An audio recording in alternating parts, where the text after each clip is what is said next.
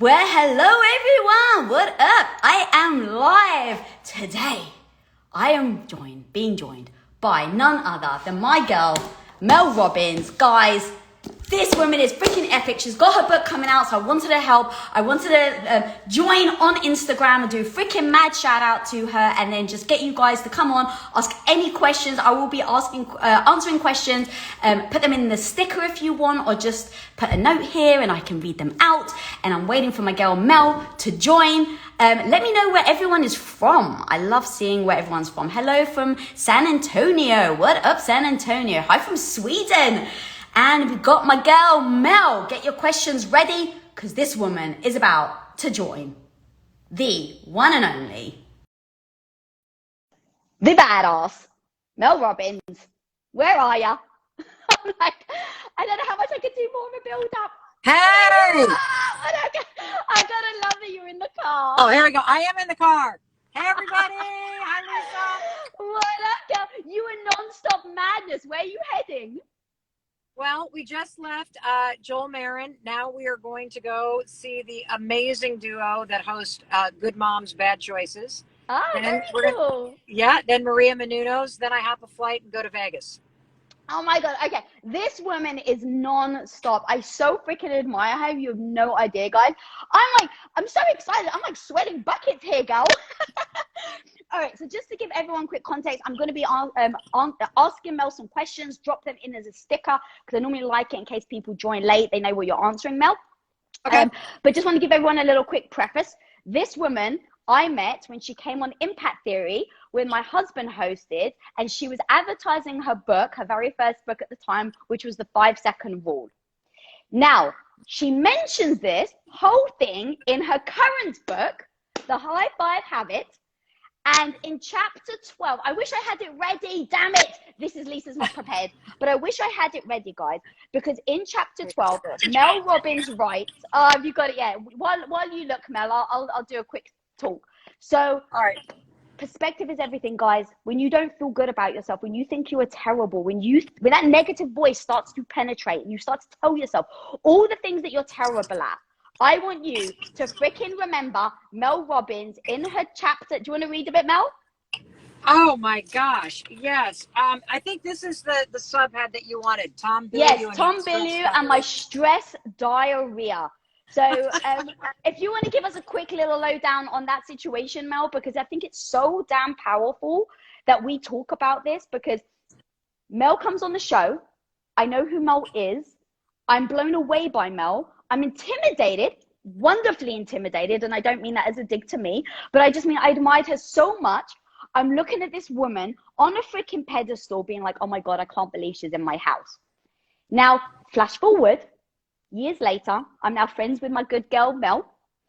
And she's like, hey, Lisa, I've just written about you in my book. I'm like, Mel, what did you say? And it's Tom Bilyeu and the stress diarrhea. It's true, because what was happening in the background, and none of us know what's actually going on with anybody else at any given time. And we kind of project what we think on everybody else. And what was going on when I first met Lisa is that my first ever book launch, The 5-Second Rule, was failing miserably. And I don't need to go into the story, but as I entered their extraordinary home in Los Angeles, I felt like a complete failure. I felt like I didn't deserve to be there. And I write about this moment and a lot of moments in my new book, The High 5 Habit, which is all about simple habits to help you encourage, empower, and cheer yourself forward, love yourself through the ups and downs. And it's also about cultivating what I call a high 5 attitude. So this is a story where I did not have a high 5 attitude. I had an attitude that was starting to literally destroy me, because I am standing in the bathroom at Lisa's house. I should feel excited. I should be grateful that Tom has asked me to be on his show. But you know how I feel? I feel like I'm going to have stress diarrhea. It's about to go wrong because everything else has gone wrong on this book launch. And that's why it's critical that you watch your mind like a hawk. Because once you allow yourself to worry about one thing, you're going to start worrying about everything. This interview with Tom is my chance to save 3 years of work from becoming the biggest professional failure of my life. The stakes feel impossibly high. You know, I let me take a break. I know that you can relate to that as you watch me read this. There might be something going on in your life you need to have a conversation with your spouse, but oh my God, what happens if it leads us down a terrible road? The stakes feel high. You might need to leave a job, but the stakes feel high. You might have a big presentation or something you're about to do, but the stakes feel high. That was me in this moment in Lisa's bathroom. I excused myself to use the bathroom, and standing in their bathroom, staring at the mirror, I see my armpits are already starting to sweat through my bright red shirt. I'm mortified. My face is so flushed with stress, it is as red as a baboon's ass, and all the foundation at Sephora is not going to be enough to hide it. Now, if I knew the high five... We're losing your audio a little. I don't know if someone's got their finger over the mic. Oh, okay. There, that's much better. Better? Okay, Yeah, great. yeah. So here we go. The stakes feel impossibly high. I excuse myself to the bathroom, and standing in Lisa's bathroom, staring in the mirror, I see my armpits are already starting to sweat through my bright red shirt. I'm mortified. My face is so flushed with stress, it's as red as a baboon's ass, and all the foundation at Sephora is not going to be enough to hide it. Now look, if I knew the high five habit at that moment or some of the other tools that you're learning in this book, I would have used them. But just 4 years ago, I was still white-knuckling myself through stressful situations. I started imagining myself freezing on camera, forgetting what to say, and making a complete fool of myself. I blot my armpit stains with toilet paper, which doesn't work, by the way. I splashed cold water on my face to try to bring down my fire engine red cheeks to a mere flushed look, which also does not work. And my attempt to make myself presentable to Tom and Lisa is interrupted by a knock on the door. They're ready for you, Mel. So just as any world-class speaker would do, I look myself in the mirror, I take one more deep breath, and I say, pull your shit together, Mel Robbins. And I take one last exhale, 5, 4, 3, 2, 1, and I open the door. On the other side of the door, a production intern is holding a clipboard. I follow her through the Bilyeu's beautiful home, and I make my way to the edge of the talk show set that they've built in their living room. Tom and his amazing wife, Lisa, are there. They're warm and gracious. I like them immediately. I desperately want them to like me too, especially Lisa. And I start going, deep breath, Mel, deep breath. Oh my God. And as we wait for the show to start, Lisa asks me, how's the book launch going? And I feel the urge to lie. But I stop myself, I smile and say the truth. It's been more challenging than I expected, and I really appreciate your support. Ooh, girl, thank you for reading that. If you just joined us and you actually missed the context. So Mel just read out and has a part in her book about how much she had the stress diarrhea. She felt like she was an imposter, that she walked in our house and was like, I don't belong here. And yet, guys, on the exact moment, in the exact situation, I'm on the other side going, oh my God, I can't believe Mel Robbins is here. Can I actually have the guts to ask Mel Robbins if her book is okay? Like, that's my perspective. And Mel is having this in completely different experience. And it is such a powerful reminder, guys, of how we can get in our own head. How Mel, the one person that we all think, oh my God, like, she's perfect. She's here admitting, guys, even I have the flaws. And here are the freaking flaws. But I don't let it stop me. And if you don't know how the story ends, my husband brings her on set. I'm really sweating. I'm like this excited. My husband brings her on set and he asks her about motivation. And if you don't know, Mel sits down and she looks dead in the camera and she says, motivation is garbage. Mic drop, fire. That video goes viral. And now it's like everyone knows Mel on Impact Theory. It's like, that's how you go from being petrified, feeling like you don't belong, and yet, Mel, you didn't let it stop you. You didn't freeze. You didn't just keep yourself locked in the bathroom. You did come on set, and you didn't let the anxiety, even though you very much felt it, gal, you say it in the book, you didn't let that stop you. And that's the difference. That's where, at least I find people go from, why am I not living the life I want? and then looking at you and saying, oh my God, how do I get what Mel does, right? It's those decisions. It's those moments where you can freeze or you can step up. So how do you give us people at home and myself the gold nuggets of how you didn't stay, how you didn't let that thought penetrate you so much that it stopped you from acting? You know, I think it's because I've realized after a lifetime of suffering from anxiety and letting that anxiety do two things. That anxiety paralyzed me. And what I've come to realize is that the only thing that will quiet fear or settle anxiety is to act when you feel it. Because the action proves to your brain and your nervous system that you're not going to let this discomfort stop you from doing what you need to do.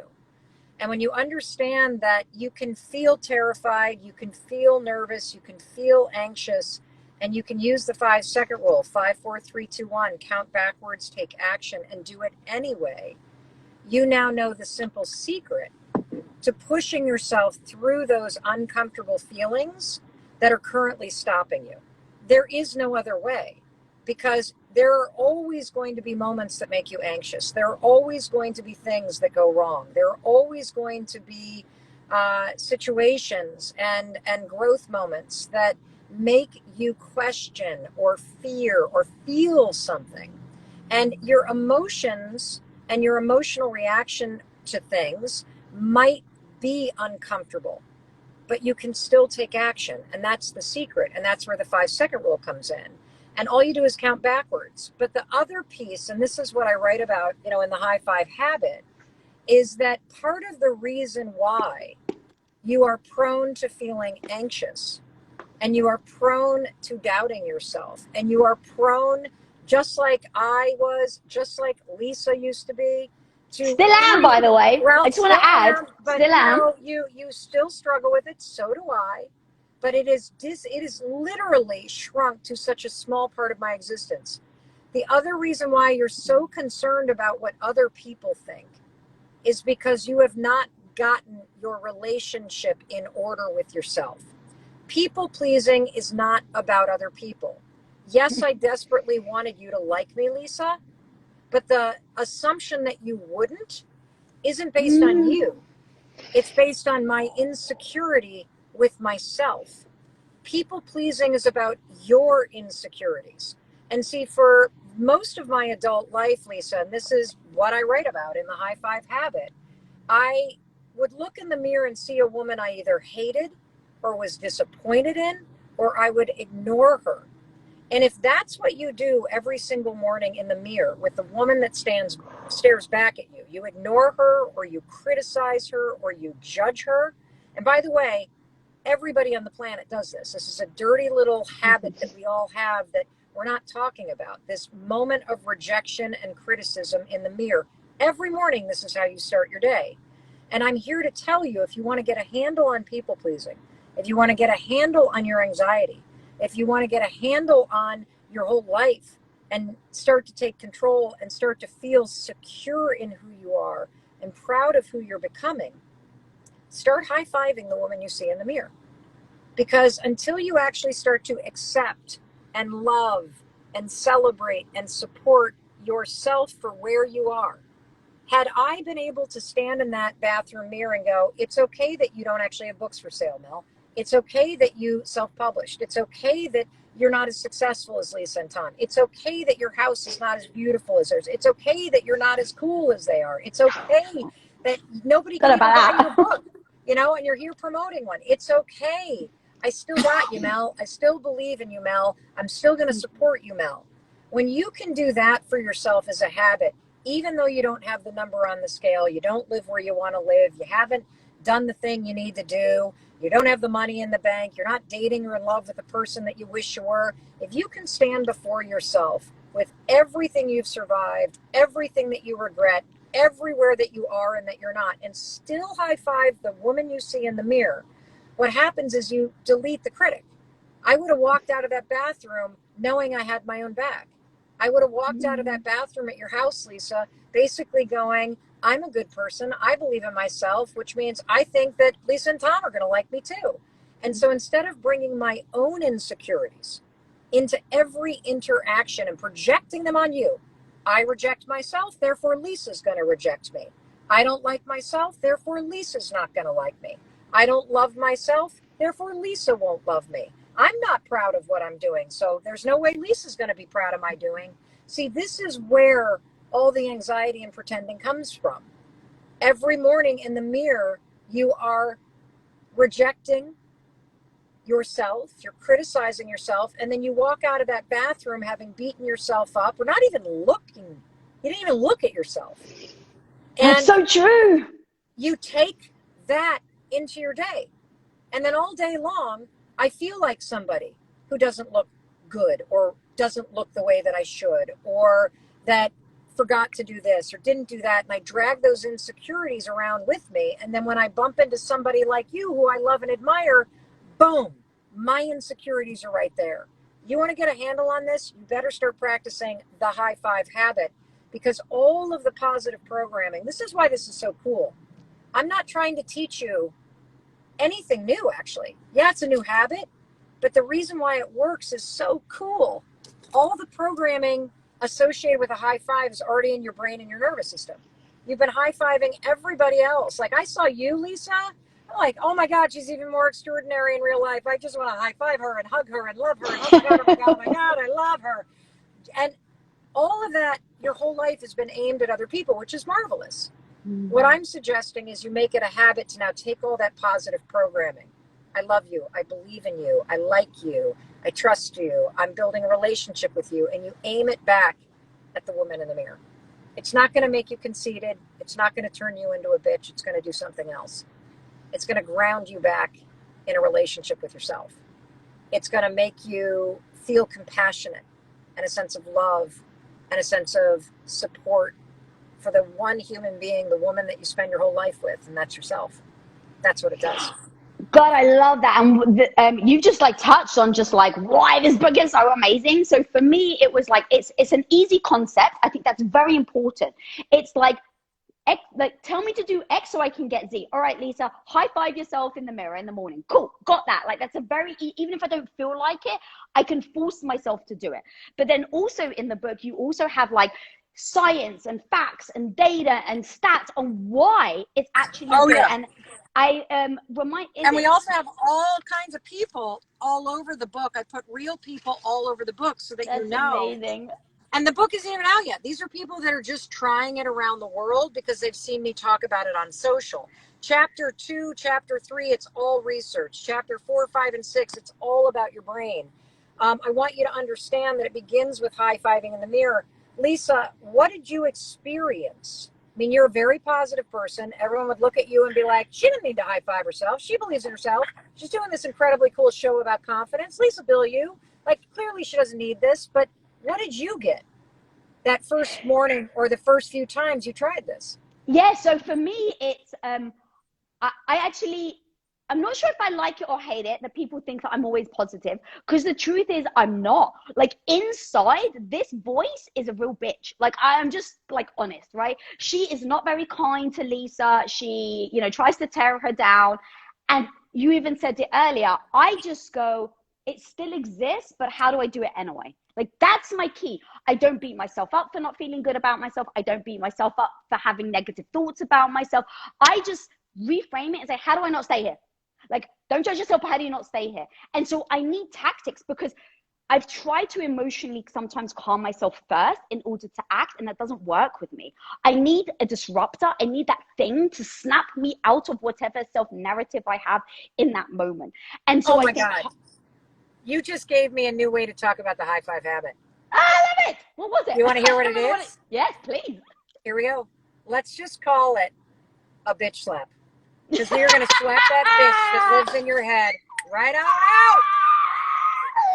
The bitch slap. Go, I love you so much. That was, I just like that. You were the one that made me think of that. It is a bitch slap. You want the bitch that lives in your head to go out? Slap her right the hell out every morning in the mirror. We're going to slap the bitch out, and we are going to insert the cheerleader. I love that. The person that believes in you. The person that loves you. I don't even, like, I want to hear, though, when you did it, what did you get from it, Lisa? Yeah, so it really is a like emotional, like, hey, I got you. Like, me and you, girl, we're tight. So it's like, and that really does reinforce for me how I think, because I really do try and say, like, over the last, let's say, 5 or 10 years where I've tried to work on my mindset and the positivity, it really has been, it's, don't beat yourself up for how you feel, but how do you snap out of it? And how do you build the best relationship with yourself?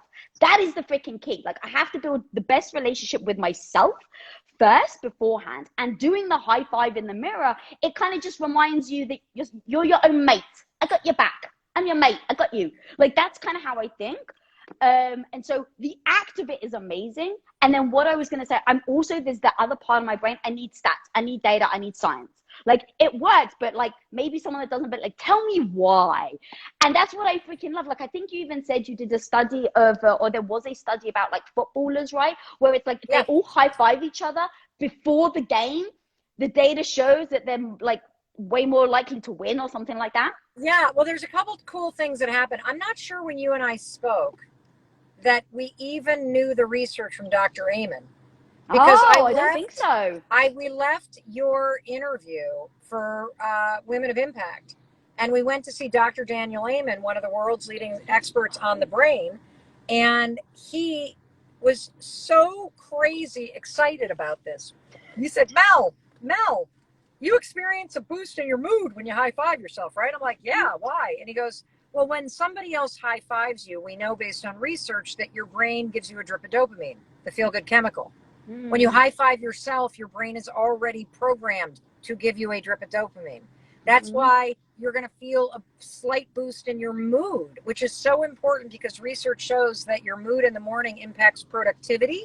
And it also, there's this thing called emotional contagion, which means your mood when you interact with a group of people, your family, your friends, your colleagues, your teammates, it's actually contagious. If you walk in and you're positive, within 10 minutes, other people will feel positive. The second thing is, this is hilarious. This guy is snoring as we're talking. I must be putting you to sleep. Your voice is soothing, Mel. But no, here's the thing. Dr. Amen also said, you know how you also leave the bathroom with a little bit of a pep in your step? I'm like, yeah, it's weird. Is it because the high five is cheesy? He said, no, that's your nervous system. Gestures of celebration are hardwired in your nervous system from a lifetime of waving, hand in the air, hugging, hand in the air, cross the finish line, you raise your hands. You got a high five, you raise your hand. Your nervous system's like, oh, this is celebratory. Let's give Lisa, let's give Mel, let's give you a little jolt. And so after you do this, you'll probably burst into tears or you'll laugh. And then you're going to leave the bathroom and you're going to feel a little lighter. And that's your nervous system and your brain just taking programming that's already in your body and turning it back at the woman in the mirror and giving you what you need to start every day, knowing that you've got your own back no matter what. I just realized actually, as you were saying it, so like the rewiring also, I'm sure, would happen of looking at your reflection. So if you are not someone that actually likes to look in the mirror because you feel badly about yourself, high-fiving yourself in the mirror seems like it would be a great strategy to get into the habit again of looking in the mirror and liking what you see back. Yeah, because here's the thing, you don't have to think anything. Right. Your programming's already here. A high five says, I believe in you, I love you, I accept you, I've got you, keep going, you deserve greatness, we're going to win eventually. Like, that's what it says. And so if you are somebody, and by the way, 50% of women cannot look at themselves in the mirror. And I think that stat is probably true for men too. 91% of us don't like what we look like. So you will never be able to stand in front of a mirror if you hate yourself and you hide in the back of photos and you can't even look at yourself in the mirror. You avoid it. You will not be able to stand in front of a mirror right now and go, I'm awesome, I love my body, because your actions have proven to your brain that you don't. But you can stand before the mirror hating your body and not liking where you're at, and you can raise your hand, and it is this a profound moment of self-acceptance, because you're basically saying, I know I'm not happy where I am, but I'm accepting myself and I'm going to love myself through this. There's a deservedness, and we have a testimonial in the book from a woman who's struggled with body dysmorphia for more than 20 years, has not been able to look in the mirror. And after 5 days, and that's all I'm asking for, everybody, 5 days, 5 days of doing this, you will push past the weirdness and the resistance. In 5 days, Lisa, she was not only able to look at herself for the first time in 20 years, she's actually smiling, because what you're going to notice is you're so focused on your appearance and your physical attributes and picking yourself apart, you don't even see the human being or the soul that's standing there in the mirror with you. You see, there's two people in the bathroom every day. There's you, and there's a human being in the mirror who needs you. That's your soul. That's your spirit. That human being in the mirror is waiting for you to wake up and realize that she needs you. She needs you to start supporting her. She's trying really hard. She feels really alone. She really needs you to see that and to love her and to support her and to celebrate all that she is doing. And so as you practice this, you're going to notice a couple things. Number one, you're going to start to realize all the little things you actually do every single day. You get out of bed, you're still breathing, you walk the dog, you answer emails, you get to the grocery store, you get through your to-do list, you smile at like all the stuff you're doing, you don't even give yourself credit for. And as you start to realize there's so much about what you're already doing that's worthy of being encouraged, you're going to start to feel more emboldened to do the big stuff. And then once you start feeling the big stuff, you're going to start to feel like, wow, I could do just absolutely anything and everything that I want. I could become who I want to be, because you're starting where you are and you're celebrating where you are, even though you're not where you think you should be. And the other thing that's happened for me, and we got to start driving to the next thing, so I apologize if this. Yeah, no, let me know. Okay. I will keep you for hours, girl. So Well, no, but the other thing, Lisa, I think this is super important. I've been practicing the high five for a year, and I don't even have to do it anymore. I still do it, especially on those mornings that I feel low or I'm playing a big game. But I don't need to do it anymore, because after a year of going like this and demonstrating that I love myself, I believe in myself, I celebrate myself, I don't ever criticize the person I see in the mirror. I don't see what's wrong. I don't even see a body or a face. I see a human being. I have literally bitch slapped that critic that has lived in my mind for decades out of there. And I have replaced it with a soundtrack that is grounded in belief and love and compassion. This won't make you a bitch. It's not going to make you conceited. This is about compassion. It's about self-love. It's about self-acceptance. It's about self-support and validation. It's the most powerful thing on the planet. Yeah, oh God, you know, both of your books are just so freaking incredible, and that's what I love about this. It's very digestible, it's very actionable, and like you said, it's like it can build a habit in you. And I do like having then habits that, you know, I practice and I get used to, but it's never to say that I don't then fall off the habit. So kind of having something as a foundation to keep going back to when I don't feel good about myself, like, oh, okay, let's just remind myself to high five today. Like, I love that so much. And a lot of people are like, oh my God, are you going to save this live? So A, guys, yes, of course, I'll definitely save this live. And then B, Mel actually came on Women of Impact. So if you want to see us actually sit down in person, face to face, go over to Women of Impact and watch her episode with Mel Robbins. I don't know what time frame you've got, girl. Do we have to say goodbye? 20 minutes in the car. We have 20 minutes in the car. I just don't know if it's going to stay connected. So we can take questions for sure. Let's take questions. Yeah, guys, let's drop in some questions in the stickers and I will put them on for Mel to answer. All right. Let's have a look. Have a look. So all right, guys, we don't have too many because I think people will put them in the comments. So put them as a sticker, guys. That I can put it under Mel. What is a sticker? I don't even know what the heck that is. So yeah, basically the little question mark with the bubble. People type the question, so I can leave it at the bottom, so that as we talk, if anyone joins, they can see what question you're answering. Oh, wow! Look at you, lisabilyeu. I'm all fancy over here, Mel. All right, so let me just put as an example. I don't know if you can see it now. Can you see the screen? No, it's okay. Go ahead. Okay. So it's a question. It's does it have to be a bathroom mirror? I was kind of just giving an example. No. Guys, put it in the sticker. So Nope, it doesn't have to be in the bathroom mirror. It doesn't even have to be in the morning. Anytime you pass a mirror, you should high five yourself, period. Send yourself back into the game of life. The reason why I like the bathroom is because I want you to make this a habit that begins your day.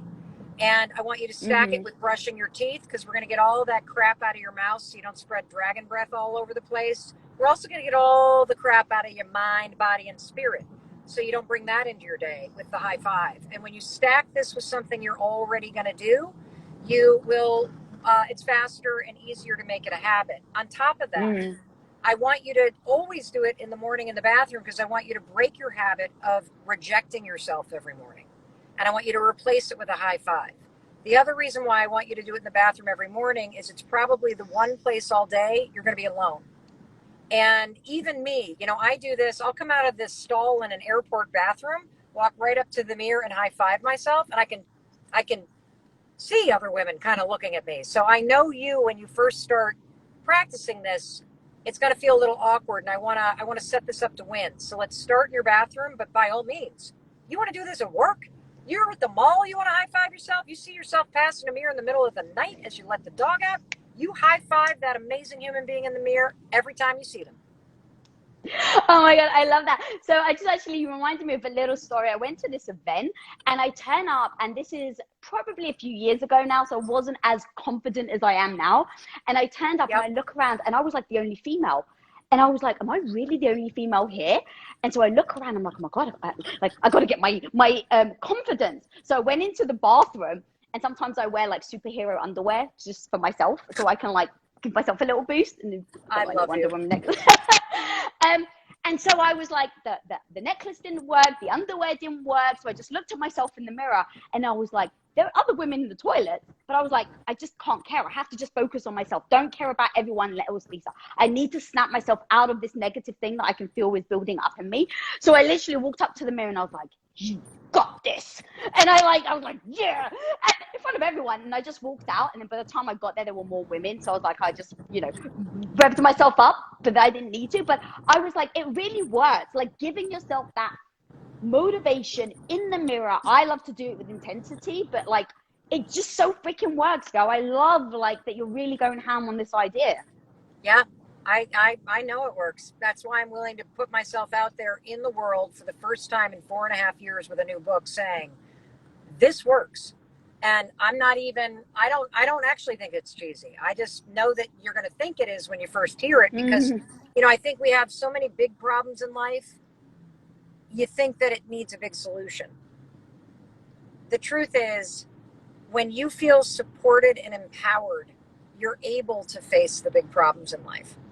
And there is a simple solution backed by science that will help you feel more supported and empowered every single day of your life. And it is to high five yourself and take all the programming in your brain married to the high five and aim it at yourself, so that you feel that boost in your mood. You feel that you have your own back, and you feel the jolt of energy that comes from your nervous system. Yeah, love that. All right, so we got a question. This question is for the imperfect mother. That's the name. That's actually very cute. How do we just stick to a healthy, positive mindset? You bitch slap the negative person that's in your head right out of your head. You literally have a zero tolerance policy for it. And, with your handle imperfect mother, I want you to understand that if there was somebody bullying your kid at a lunch table, you'd intervene. And you got a nasty bitch living in your head, and you cannot tolerate her existence being there. And so you start the positive side of this with the high five habit, because what you'll notice is it feels weird. You're going to resist it because you judge yourself. As you go to raise your hand, though, your mind goes silent. The physical gesture actually triggers the positive subconscious programming that's already there. So you don't have to think anything. It's already in your mind with the high five. It's called neurobics, a whole field of amazing study about behavior change. And the physical gesture does all the work for you. So this is a positive way to bitch slap or silence that negative voice. But throughout your day, you got to have a zero tolerance policy. If you catch yourself in a low mental state, where you're beating yourself up or obsessing about what's going wrong, or you're stuck in the worry loop, don't tolerate it. You can find a mirror and high five yourself to get you back on track, or you can simply use my 5-second rule and count backwards, 5, 4, 3, 2, 1, and say, I'm not thinking about that. And the other thing that you could say if it's a worry is, well, what if it all works out? What if it all works out? So you're going to, in the morning, let's do the positive programming. Throughout the day, you're going to do hand-to-hand combat with the bitch that lives in your head. 5, 4, 3, 2, 1. I'm not thinking about that. 5, 4, 3, 2, 1. What if it does work out? 5, 4, 3, 2, 1. Would you fucking shut up anyway? Like, that's how you do the hand-to-hand combat. I got a question for you, because I love the answer, by the way. I think how I would handle it is almost reframing the question, because even in the question, I feel like they're setting themselves up for failure, because it's like, how do I always stick to a positive mindset? And I would just like, don't set yourself up to think that we all must always have a positive mindset all the time. And I don't know how much you heard of that. I got enough of it. I love what you're saying, because you will never, ever have a positive mindset. Exactly. Yes. So by saying, how do I stick to it, is almost setting yourself up already by saying, I gotta reframe. Let's do it. You ready? You're going to love this. Yeah. How do I flip to it? How do I flip? How do you flip to it? Because life's going to hit you in the face. Yes. Things will trigger you. You're going to feel your attitude and your energy sink. In those moments, understand you have a choice. I write about it extensively. The whole back half of the book is about what I call a high five attitude, the ability to flip from jealousy into inspiration, the ability to flip from guilt to gratitude, the ability to flip from procrastination to inspired action, the ability to flip from people pleasing to self-acceptance, the ability to flip. You can catch yourself and flip yourself back into a more optimistic, accepting, empowering mindset. And that's how you do it. I love that. Someone asked, how do you deal with repetitive failures? How do you deal with repetitive failures? Yeah. You reframe them as lessons. So if you're failing a lot, one of the things I want you to consider is maybe life is trying to teach you something and you've been too stubborn to learn it. You see, every single thing that you've experienced is a dot on the map of your life that has brought you to this moment. And this moment is also a dot on the map of your life. And it's going to connect you somewhere amazing in the future. And failures all have a purpose. Loss has a purpose. Hardship has a purpose. Everything that you've faced is preparing you for something. And if it keeps repeating, what I've noticed in my own life is that when I keep repeating either the same hurtful behavior, or I keep bringing the same kind of toxic or allowing the same toxic behavior in my life, or if I keep making the same mistake or failing repeatedly, life had been trying to teach me a lesson. And it wasn't until it got really painful that I woke the hell up and got the lesson and changed my behavior, or changed my direction in life, or changed my way of thinking. And so failure is necessary. Failure is how you learn. Failure is part of the process of building your strength and of building your wisdom, because you don't learn the most exciting and important lessons in life when you're up here.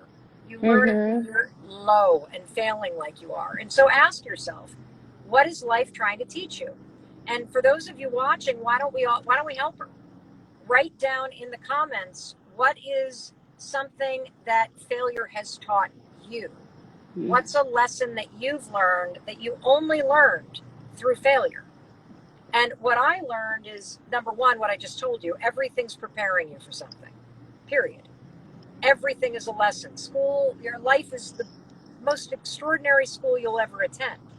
And when you reframe it as a lesson, it becomes less personal. You know, I failed at hosting a daytime talk show. I got fired from my dream job. That's what happened. I failed. But did I?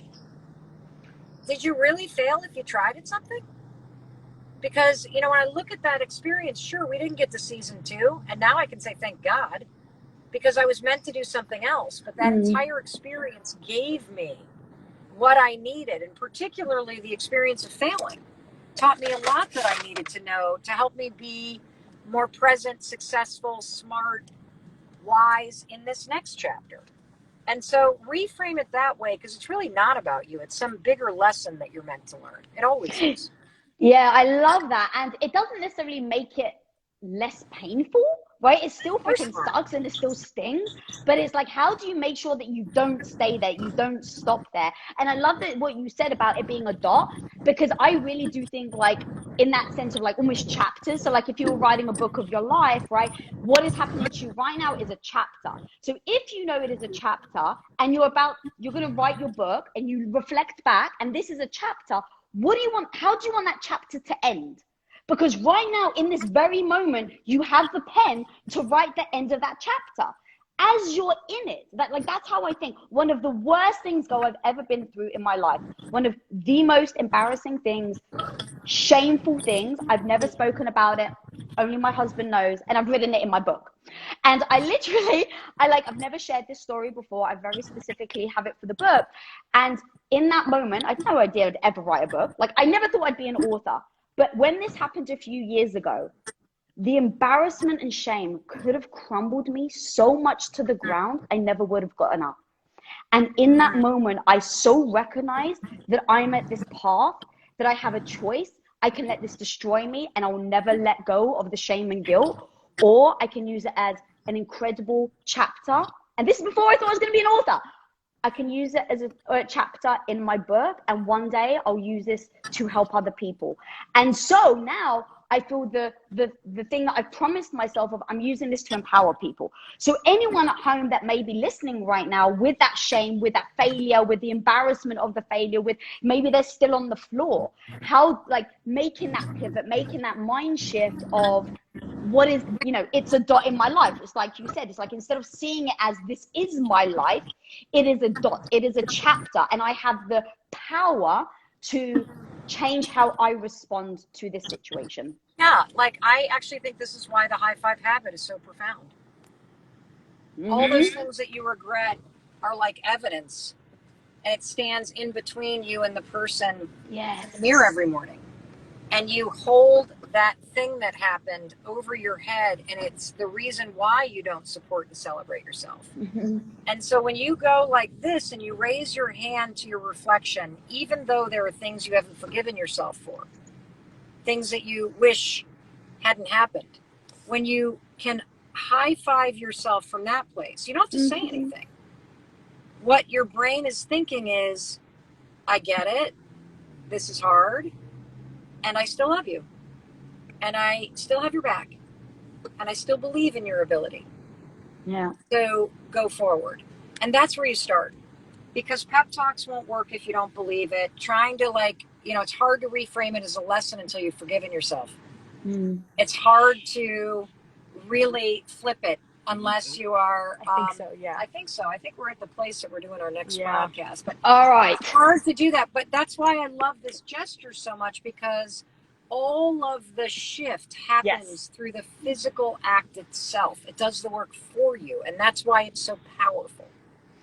I love it so much. Guys, if you're just joining, Mel Robbins in the house. She's got her new book, The High Five Habit. It's freaking awesome. Guys, if you want to, I'm going to be saving this live so you can go back and watch. But me and her did do a very one-on-one in-person interview. Go over to YouTube, Women of Impact, Mel Robbins. Mel, parting words, girl. Where can people find the book? Oh, anywhere books are sold. Just pick up a copy, join the free 5-day high five challenge. Let us support you and celebrate you. We're all doing it together. Lisa's a part of it. But pick up the book anywhere it's sold. You're going to want a copy, because trust me, I put a highlighter on the front because you will literally highlight every sentence in this book. It is the most important and powerful thing I've ever put out. I cannot wait for you to get it. It will be here in 6 days. In fact, people in the UK and Australia are already getting shipping notifications. Heard from somebody in the US today that Amazon's starting to ship. You might even get it before Tuesday. So get on it, open it up, and crack open the power inside of you to take control of your life and bitch slap that critic out of your head. Boom. Go towards what you want. High five, Lisa. High five, my girl. I love you so much, sweetie. I'll see you in a couple of days. Awesome. Bye, Dawn. Later, guys. Thanks, everyone, for joining. please, if you haven't seen our episode, go over to YouTube, Women of Impact, where Mel and I sit down a few weeks ago. We just released the episode. She is freaking fire. I adore this woman. She brings so much value. And as you know, guys, I have dedicated my life to just supporting incredible women who can also bring value to you guys. So thank you so much for joining me, and go over, check out her episode. And if you haven't already, check out her book. Until next time, guys, be the hero of your own life. Peace out.